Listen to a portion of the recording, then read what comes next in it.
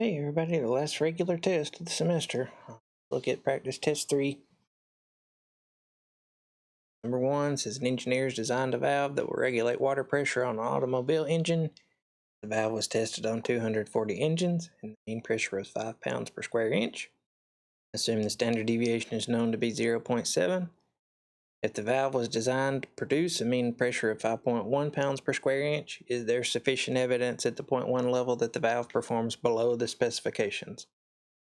Okay, so all we're doing here is we're stating the hypotheses, so we've got a lot of information we don't need. The main thing we want to focus on is the research question. It says, is there evidence the valve performs below the specifications?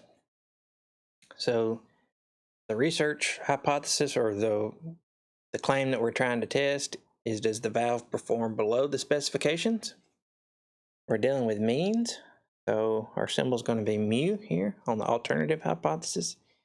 We want to know if the valve performs below the specification, so it's below, and then what number does it say? It says it's designed to produce a mean pressure of 5.1 pounds per square inch. So if it's below the specifications, that means it will be below 5.1.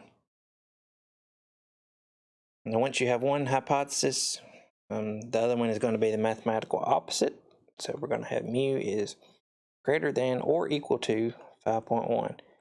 Another quick thing, the null hypothesis always has to have equality with it, so it's always either going to be greater than or equal, or less than or equal. And the alternative hypothesis, the only thing that even has to do with the equal sign it can have is not equal to. You won't ever have equal in the alternative hypothesis. And number 2, asking us to find some more hypotheses. Luckily, it's not as long as the last one to read. It says a newsletter publisher believes 33% of their readers own a Rolls Royce. And the question, is there sufficient evidence at the 0.10 level to refute the publisher's claim? So for refuting the claim, okay, the claim is that 33% of their readers own a Rolls Royce. 33%, that's a proportion. That's going to be P. And if we're refuting the claim, that means we're saying that's wrong. So we would say then the proportion is not equal to 33% or 0.33. So then the opposite of that is that the proportion does equal 0.33, or 33%. And if you're at 33%, that's okay. Either one of those is okay. And number 3 is a newsletter publisher believes that less than 76% of their readers own a Rolls Royce. For marketing purposes, a potential advertiser wants to confirm this claim. After performing a hypothesis test at the 0.01 level of significance, the advertiser failed to reject the null hypothesis. So if you fail to reject the null hypothesis, that means there's not enough evidence to support the claim. So failing to reject the null hypothesis, we did not have enough evidence. If we reject the null hypothesis, that means we had strong evidence that we did have sufficient evidence. Number 4, we're going all the way through a hypothesis test on this one. As the director of research and development is testing a new medicine, she wants to know if there is evidence at the 0.05 level that the medicine relieves pain in more than 379 seconds. That's a weird way to word that. That means it takes the medicine longer than 379 seconds to relieve pain. I think I said 397 before, 379. For a sample of 62 patients, the mean time in which the medicine relieved pain was 387 seconds. Assume the population standard deviation. So what's the research question here? What does our researcher want to test? That's that the medicine relieves pain in more than 379 seconds. So we're dealing with means here. Mean. So our alternative hypothesis is that the mean is more than, greater than 379. So our null hypothesis will be that the mean is less than or equal to 379. Okay, so that's all for step 1. Step 2, we need to find the value of the test statistic. It gave us the population standard deviation. So this is a sigma known problem. So for our test statistic, it's going to be a z. And it's going to be x bar minus mu divided by sigma over the square root of n. And so we already know mu, right? Mu comes from the hypotheses, so mu is 379. Now what's our sample mean? It says for a sample, the mean time in which the medicine relieved pain was 387 seconds. Told us the population standard deviation is 21, that's sigma. And then for a sample of 62 patients, so our sample size is 62. Going to round this to 2 decimals.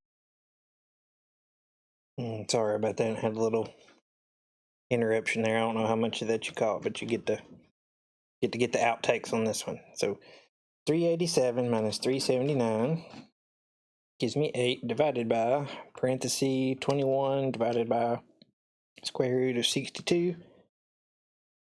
Close parenthesis. We get 2.9996. So rounding to 2 decimal places, that will round to 3.00. And that will be our test statistic. Step 3 says specify if the test is one-tailed or two-tailed. And so if we have not equal to, that's two-tailed. And then greater than or less than in our alternative hypothesis. That's the one we look at as our alternative hypothesis here. And let me do a different color here. Okay, so if that's greater than, that points to the right. So that's one-tailed test, but I also want you to go ahead and think about that it's right-tailed. And that is a one-tailed test. If it points to the left, like an arrow to the left, less than, then that's left-tailed. So here, this is a right-tailed test, and a right-tailed test is a one-tailed test. Okay. Step 4 says find the p-value of the test statistic. This is one reason we need to think about left or right-tailed. So our test stat is 3.00. This is a left-tailed test, so we want the area to the left.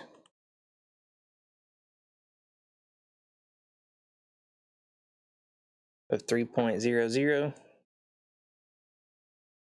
Okay, so then we have to come down to our tables. So get pulled up over here. We want the area to the left. So we're on the Z table, the standard normal table. We're looking for 3.00. There's 3.00 is 0.9987. So that's our p-value here. 0.9987.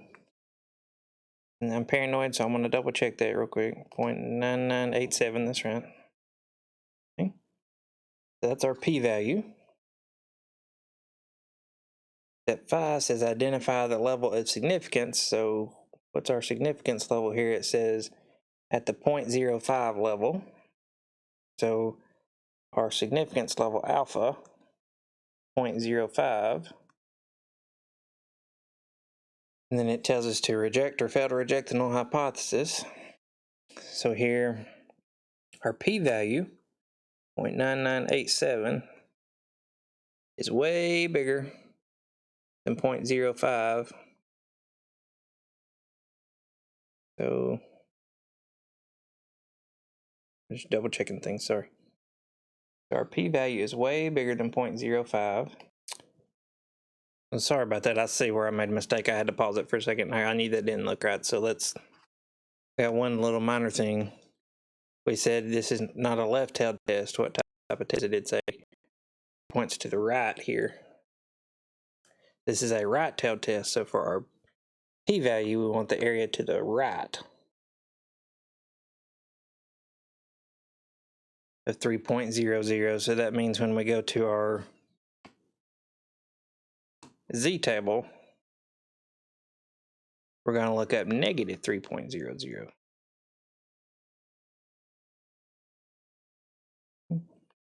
Negative 3.00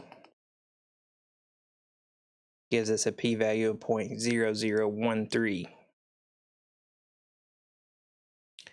So 0.0013 was our answer on step 4. Sorry, I messed you up there, or messed us up. And so now on step 6, 0.0013 is way smaller than 0.05, and if our p-value is less than alpha, we reject the null hypothesis.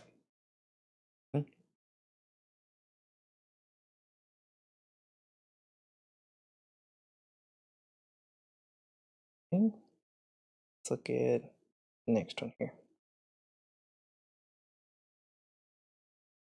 All right, number 5 is an engineer's designed a valve that will regulate water pressure in automobile engines. Sorry, these are so repetitive. The valve was tested on 200 engines and the mean pressure was 5.4 pounds per square inch. Assuming the population standard deviation is 0.8, the engineer designed the valve such that it would produce a mean pressure of 5.5 psi. It is believed that the valve does not perform to the specifications. A level of significance of 0.05 will be used. Find the test statistic. So that's all we want on this. So it gives us the population standard deviation, so we're going to use our Z formula again. And so again, we know the second number that goes on top because it says the valve was designed to produce a mean pressure of 5.5. That will be 5.5.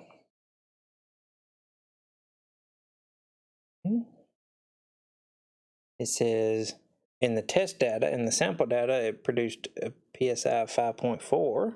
That's our sample mean. Our population standard deviation is 0.8.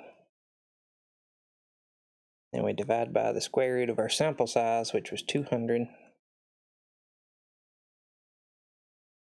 So now we do 5.4 minus 5.5 over 0.8 divided by the square root of 200. I punched something wrong there. I missed a decimal. 5.4 minus 5.5 divided by 0.8 divided by the square root of 200. And so it says round to 2 decimal places, so negative 1.767 is what I have, so that will round to 7. Sorry. Negative 1.77. Okay, number 6. Let's kind of skip down and see what it tells us to find. It says find the p-value this time. So if we're going to find the p-value, we need to know if it's left-tailed, right-tailed, or two-tailed. So we need to figure out the hypotheses. So then we can kind of work backward. It says it's believed the valve does not perform to the specifications. It doesn't say more or less. All it says is that it does not perform to the specifications, so that's going to be not equal to some number. We work backward. It says it was designed to produce 4.1 psi. So not performing to the specifications means it will not be 4.1. So our null hypothesis is that it is equal to 4.1. This is a two-tailed test.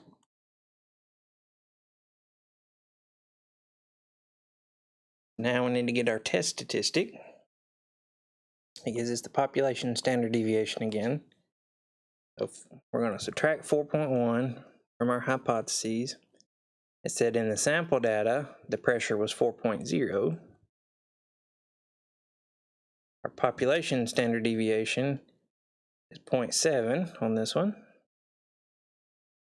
And our sample size was 150, square root of 150. Let's see what test statistic we get here. 4 minus 4.1 divided by 0.7 divided by square root of 150. Our test statistic here is negative 1.75. This is a two-tailed test, so these can be a little tricky getting the p-value, because we got to think about both sides of the curve because it's tailed. So our p-value is going to be the area in this tail and the area in this tail together. So what we can do is we can look up negative 1.75 to get this area and then multiply it by 2. So if we go to our z-tables, we're going to look at negative 1.75. Negative 1.75 is right there. 0.0401.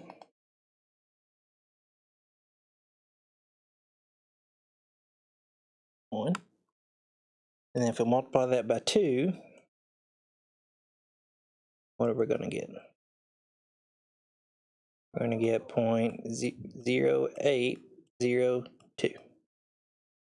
That would be our p-value on that. Okay. Next, got another hypothesis test, but it's a little different. The manufacturer of banana chips would like to know whether its bag filling machines work correctly at the 430 gram setting based on a 17 bag sample where the mean is 423 grams and the variance is 676. Is there sufficient evidence at the 0.01 level that the bags are underfilled? Okay, so underfilled. Assume the population distribution is approximately normal. This one does not give us the population standard deviation. It gives us a variance, but the variance it gives us is S. So here sigma is unknown. So this will be, we'll have to use a t test statistic here in a second. But first we need to get our hypotheses. So what's the question we're researching? It says believe the bags are underfilled. If they're underfilled, that means they will be less than 430 grams. I don't know why I wrote equal to. Less than 430. So our null hypothesis is that the mean is greater than or equal to 430. Okay. Now step 2 is a little different here because sigma is unknown, so we're going to use a t. The formula looks almost the same, but the number we get is a t instead of a z. Okay, 1 second here. Having technical difficulties.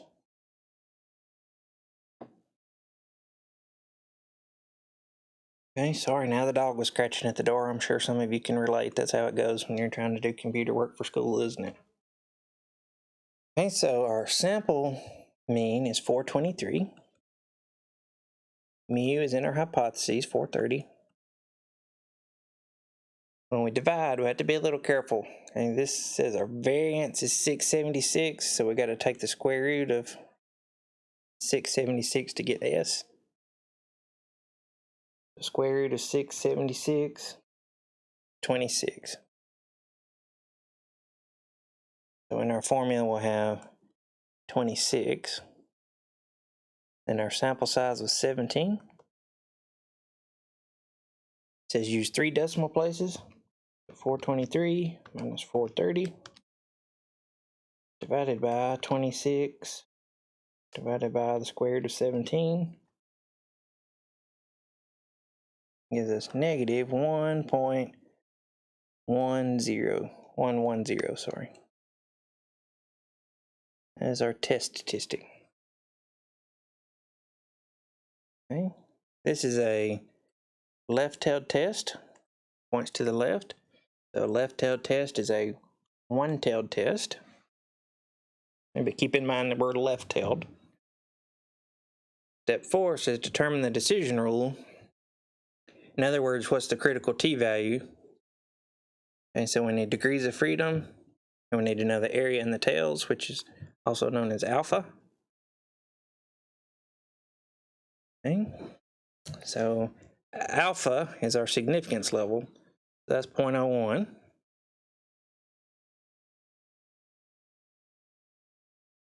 And since this is a left-tailed test, that's going to be the area in our left tail. degrees of freedom. Our sample size minus 1, so our sample size was 17. So we get 16 degrees of freedom. So now we have to go to our t-table. 16 degrees of freedom, 0.01 in the left tail. That's one tail.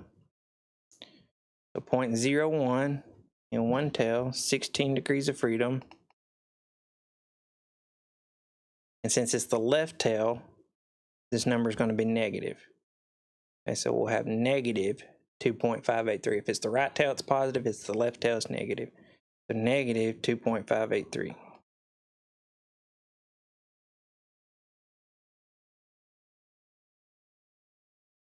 Okay. And then when we make our decision, here's our test statistic. We're going to compare that and we're going to reject the null hypothesis if our test statistic up here is less than negative 2.583. It's not. It's not less than 2.583, so we fail to reject the null hypothesis. Okay. Number 8. We only have this one and one more. Okay, it's just a little bit of a shorter test. Each one of these problems will count as kind of its own set of points on the test, so we don't have a whole lot of problems. These hypothesis tests are kind of long. Okay. This one says a publisher reports 31% of their readers own a particular make of car. Marketing executive wants to test the claim that the percentage is actually more than reported. A random sample of 120 found that 35% of the readers owned a particular make of car. Is there sufficient evidence at the 0.01 level to support the executive's claim? Okay. This is from 10.4. So we're dealing with percentages or proportions, so our symbol is going to be a P here. Okay. And the claim that we're testing is that percentage is more than the reported percentage, and the reported percentage was 31% or 0.31. Okay. So our null hypothesis will be that P is less than or equal to 0.31. Okay. Step 2 says find the value of the test statistic. So our formula here is Z is that P hat, our sample proportion, minus P over the square root P times 1 minus P over N. Okay. So P hat, our sample data says 35%, so P hat is 0.35 minus 0.31 from our hypotheses, divided by big square root 0.31 times 1 minus 0.31 over our sample size, which was 120. We're going to round to 2 decimal places, so let's see. 0.35 minus 0.31 divided by, then we got a bunch of stuff under the square root, so 0.31 times parenthesis 1 minus 0.31 parenthesis divided by 120. I get out of the square root, and our test statistic here is 0.95 when we round. Okay, step 3 is a one-tailed test, and in fact it is a right-tailed test. So for our p-value, we want the area to the right of our test statistic 0.95. So we'll look up negative 0.95 on our z-table. Maybe. All right, so go back to z's. We want negative 0.95. So 0.95. Get this 0.1711. That's our p-value.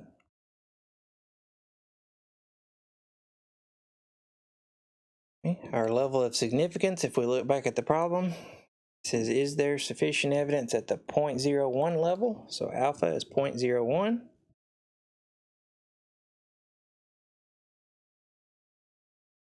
Then we make our decision. So here our p-value, 0.1711, is bigger than our alpha, 0.01. So if our p-value is bigger, we fail to reject the null hypothesis. Then we gotta, hang on 1 second here. All right, I'm sorry, everybody. My family's killing me tonight with interruptions.